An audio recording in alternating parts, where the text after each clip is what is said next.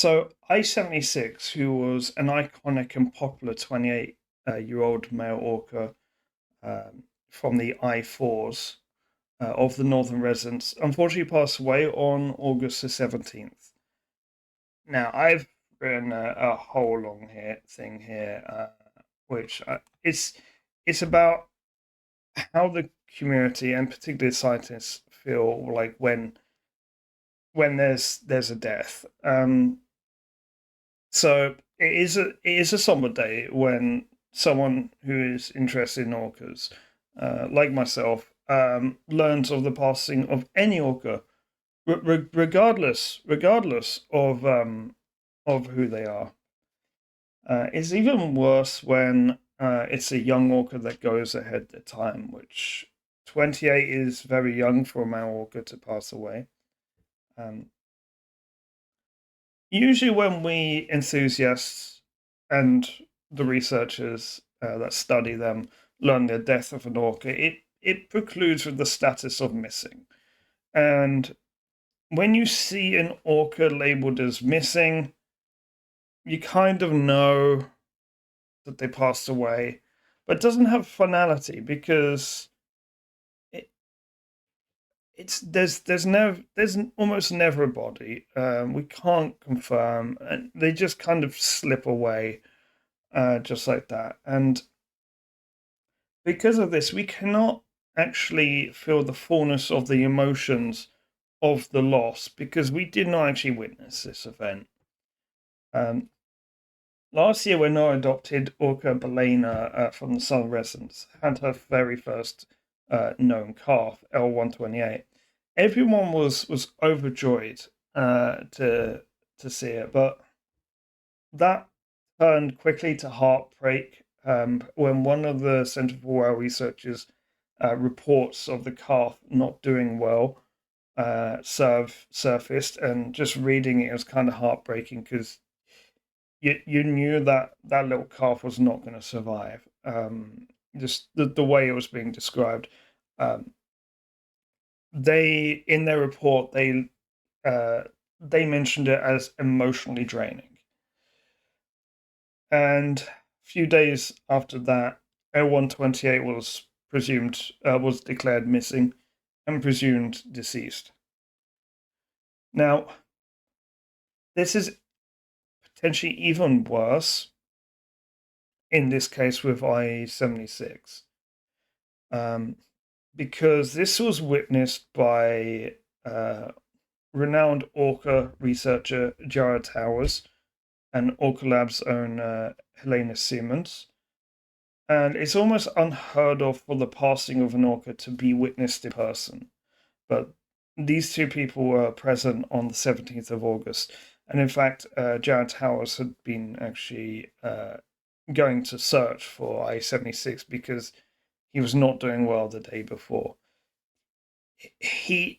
There was really no indication that he was going to be seen again with like whilst being so ill as well. So I-76 was in poor health the day before, looking very thin. And on the 17th, Helena and Jared arrived on scene when I-76 was not doing well for the second day in a row. I will include two articles, each from the point of view of each of these two researchers, into the pinned comments on YouTube. On this particular day, several dolphins were surrounding I-76, as his 22-year-old sister, 3-year-old nephew, and 44-year-old mother, I4, came over. And Towers was quoted as to saying that he had never seen a northern resident orca move as fast as I4 did. And it was very clear that she was upset. Um, his family was stationary with him, surrounded by the dolphins. And there was a moment where he took a breath and submerged, and he never surfaced. He never surfaced again. So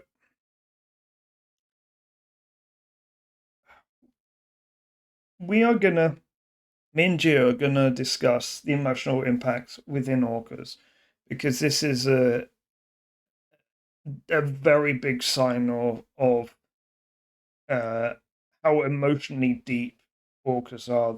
Like they have way more emotional capacity than people do. Uh, I do want to take a moment though to think about the researchers witnessing this event because this is an individual orca that they have studied for a large portion of their own lives. When you work or study, when you work with or study an animal so long, you do get attached to them and you get to know them, and you basically like you build up a relationship with them. Um, and while I don't personally have experience of this myself, I think if I was in that position, it would be akin to potentially even losing a family member. If I was one of those researchers. Now, I don't know if that's how they feel. I'd imagine somewhere close. Um, I do want to take a moment to think about them. So the family of I76 stayed for a while before they started to call, and then they left. In the following few days after that, I was watching the Orca Lab webcams, and some of the people that are chatting on there had been mentioning how it seems like some of the pods were logging more than usual. And that's to say, staying at the surface. They usually do this when they're resting, such sleeping. Uh, one one person suggested, are they logging or could they be mourning? So I think this is where I'm gonna hand back over to the live broadcast, as opposed to the pre-recorded, and we're gonna have a bit of a discussion on this topic. Okay, thank you, Cravone. Uh, I I could have said back to the studio. Back to the studio next time. Yeah, by the way, this isn't pre-recorded now. So okay, so what do you think of that last segment, Gio? Because I mean, I said we'll discuss. I don't actually have anything to really say about this because I think it speaks for itself. The fact that this is the fastest that a researcher has that spends like his whole life with these orcas has never seen one of them travel as fastly as this male's mother traveled on that day. Hmm. And I wonder too then if they can go back and look at acoustic recordings, if they might pick up a call that's significant. They they did actually pick up acoustics. So when I can't remember exactly what they picked up before, but when he did actually pass away, they were silent for a very long time.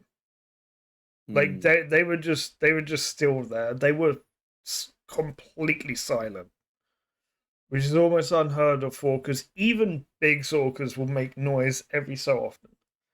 Hmm. Um, and then after a while, they started calling, and that's when they left. Um, the very next day, it was when all three acoustic clans of the northern residents were spotted in the same area, and that was an area very close to where he passed away. Hmm. So when you ask, do orcas have funerals? I think they do,